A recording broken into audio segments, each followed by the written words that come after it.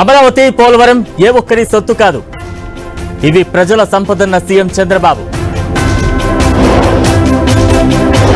ఉపాధి హామీ నిధులు సద్వినియోగం చేసుకోవాలి, అధికారులు బాధ్యతగా ఉండాలన్న డిప్యూటీ సీఎం పవన్.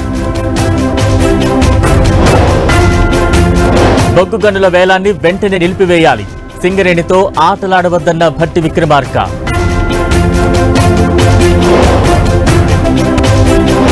కేంద్రం అసమర్థతతోనే నీట్ పేపర్ లీక్, పరీక్ష రద్దు చేసి మళ్లీ నిర్వహించాలన్న రాహుల్.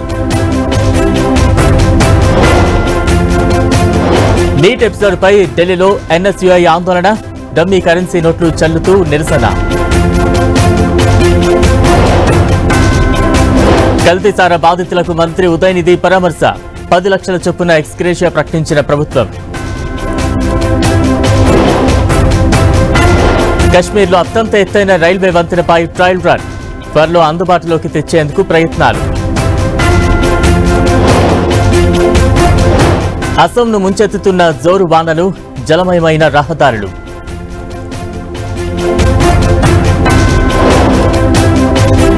అగ్నిగుండంలా ఢిల్లీ, వడదెబ్బతో ఆసుపత్రిలో చేరుతున్న బాధితులు.